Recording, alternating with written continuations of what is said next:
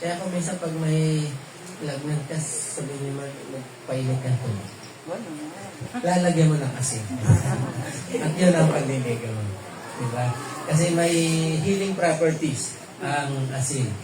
Okay, ang asin din ay nagbibigay ng balance ng fluid sa ating katawan. Diba? So, yan ang function ng sa kidney naman. So, yung asin, so kailangan ng asin yung ating katawan. Okay? Kasi pag nakaranas ka ng uhaw, yung work ng asin. Iinom ka. Pag kulang ng fluid, yung katawan mo, makaramdam ka ng uhaw. Yun yung function ng asin. Okay? Pag sobra naman sa fluid, yung katawan mo, makakaramdam ka ng pag-ihi ka siyempre, ibang babangsin ng fluid. Kaso lang, pag nasobrahan ka ng asin, dialysis ka. Kasi sa kidney. Yan. So, kailangan balanse din. Okay? Sa ibang lugar, ginagamit yung asin sa mga pag nag-i-snow. Dito walang snow dito sa atin. Okay? Pero sa Bible, kasi ang Panginoon Jesus ang nagsabi nito, sa Bible, sa panahon ng Biblia, dito asin, makabili ka ng tingi-tingi, di ba? Makabili ka ng 1 kilo. Pero wala yata bumibili 1 kilo. Maliban sa mga nagkakarinderya. Siguro yung half kilo, makaubos mo yan sa loob ng pan. Isang buwan, ganyan. O may hit. Depende kung gaano ka karami mag-asin. Mabibili kahit saan. Kahit sa tindahan. Pero nung panahon noon, sa panahon sa Biblia, ang asin ay isang importanteng commodity. Especially sa Galilee. Kasi ang Galilee, walang kuhaan ng asin doon. Nandun ang Sea of Galilee, pero ang Sea of Galilee hindi naman siya tubig na maalat. Tinawag siyang sea, pero ang katotohanan ito ay lawa. Kaya nga tinatawag din siyang Lake Gennesaret. Sea of Galilee or Lake Gennesaret kasi tubig tabang siya. So, ang asin noon ay ang pinaka-major na source ng asin ay sa Dead Sea. Doon sa Dead Sea nila Minimina. O, take note ang Minimina. Bakit? Yung mga salt crystal na i-deposit sa mga bato, dumidikit sa bato, o kaya pag may hukay na ganyan, napuno yun ng tubig galing sa Dead Sea, after a while, magde-develop yung mga crystals. Ang tawag yan ay salt crystal. So, sisinsilin nila yan para makuha yung mga... So, mahalaga ang asin noong unang panahon. Sa kahalagahan niya, actually, ay ginagamit yan sa tinatawag na barter. Alam niyo yung barter? Sino nakaabot sa barter? Wala, no? Yung pinagpapalit yung kalakal para makakuha ng ibang kalakal. So, yung asin, ang pinangbabayad, actually, halimbawa, bibili ka ng damit, pwede kang magbayad ng asin. Oo, yun yung ibig sabihin ng barter. At, ang mga sundalong Romano, alam nyo po ba, sinasahuran sila asin? Mga sundalong Romano, sinasahuran sila ng asin. Ang tawag nila dyan ay salarium sa Latin. Kasi ang Latin ng salt ay sal. Yun. Kaya alam nyo na yung tinapay na saltin. Bakit nabutan nyo ba yun? Di ba yung saltin na tin biscuit? Yung Skyflakes, saltin yun. Ay saltin siya kasi maalat-alat siya na hindi siya, walang pampalsa. Okay, ang tawag namin doon noong bata kami, mga isang buwan lang nakalipas na. Hindi. Saltin. Usong-uso dyan yung saltin na yan. Kaya, kasi doon galing yung word na saltin. So yung sahod ng mga sundalo, pagtatanggap na sila, sundalong Romano, salarium ang tawag yan. Diyan galing yung word na salary sa ating panahon ngayon. So, diyan nagmula yung salary. Kaya ngayon, sumasahod tayo, ito na yung salary mo. Diba? Salarium sa Latin. Okay? Ang katotohanan, sa China, noon, pangalawa sa ginto ang halaga ng asin. Di ba mahal ang ginto? Hindi silver ang pangalawa dyan. Ang asin ang pangalawang mahal. Ganon siya kahalaga. Sa Bible, sa Biblia, ganito ginagamit ang mga asin. Halimbawa sa Exodus chapter 30, verse 35, ginagamit nila sa pagsangkap.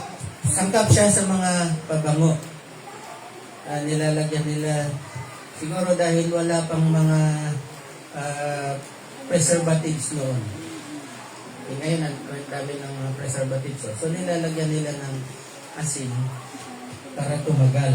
And then, Leviticus chapter 2, verse 13, sa mga grain offerings, grain offerings, whether grain offering na hindi pa naluluto or grain offering na naluto na, palaging may asin lahat yan. Palaging may asin, mga grain offerings. Leviticus chapter 2. Judges 9, verse 45, sinasabuyan ng asin ang mga nagagaping mga lungsod. Halimbawa, nagapin nila Jericho, sasabuyan nila ng asin yung lugar. Ibig sabihin ay, wala nang magbabangon pa nitong bayan na ito, nagapin na. And then, 2 Kings, ginagamit din siya as water purifier. Yung propeta, nang mayroong tubig na hindi pwedeng inumin, sabi niya, kuha kayo ng asin. Binuhos doon sa kung saan yung source ng tubig. So, yung asin ang nag-purify. Actually, ngayon pa rin, di ba, ginagamit pa rin yung asin sa mga water refilling. Oo, may asin yung mga yan. Di ba, ang daming mga filter yung mga yan. Meron silang asin. Of course, sa Job 6, ginagamit na pampalasa. Pampalasa. Yun ang mga major na function ng asin, pampalasa. At preservative. Paano ngayon?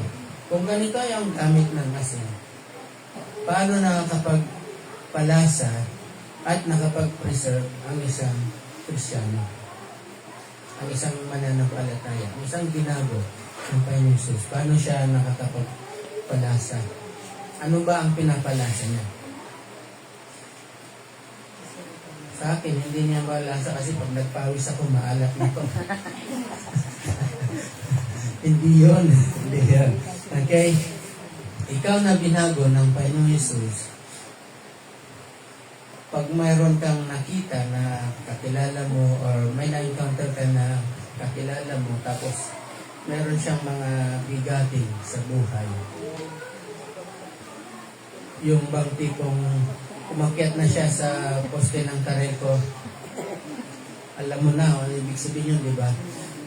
Ikaw pag gagamitin ng Panginoon para bigyan ng lasa yung buwan mo. Ibig sabihin ay ikaw ang magpo-comfort sa kanya. Sa pamamagitan mo ay muling magkakaroon ng meaning yung kanyang buhay.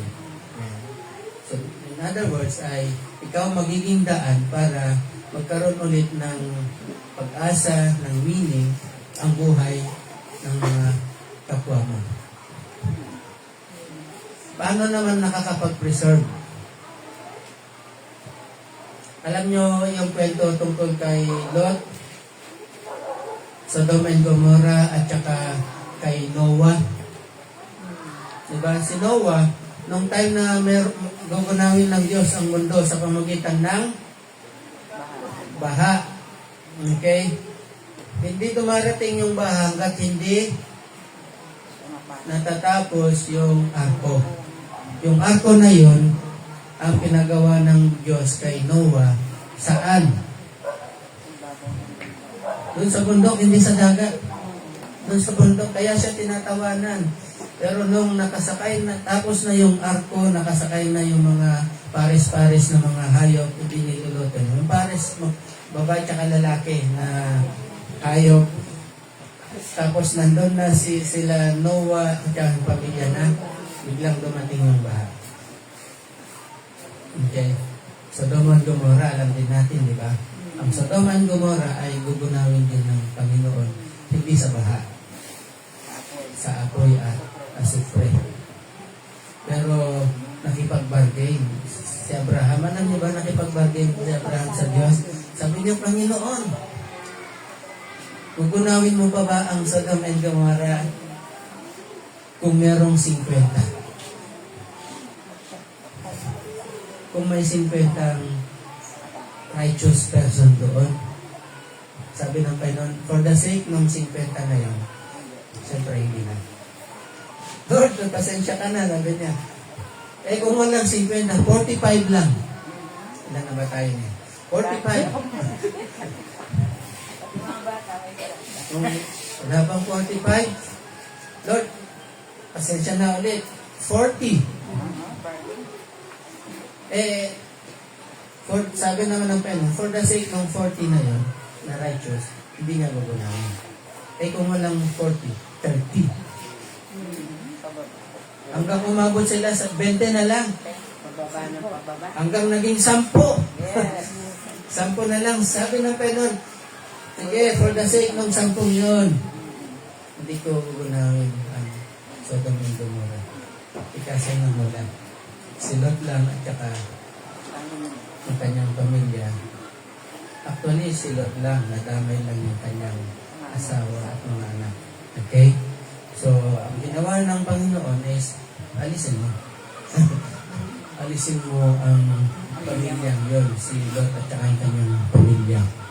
Okay? So, nung nakaalis na sila Lot at saka ang kanyang pamilya, doon umulan na ako ang asupre. So, nakikita nyo kung paano nakakapag-preserve ang mga Kristyano. Alam natin na darating ang Panginoon. Alam natin na magkakaroon ng paghukom. Gugunawin ang mundong ito. Of course, ginugulo ang mga pelikula, ginugulo yung isipan ng tao. Bakit? Sabi nila, kaya magkakaroon ng ganyan dahil climate change, kaya may lindol dahil sa climate change, kaya mainit ang panahon dahil sa climate change. O kaya nawala ang mga tao ito dahil may dumating na mga alien, mga ganun.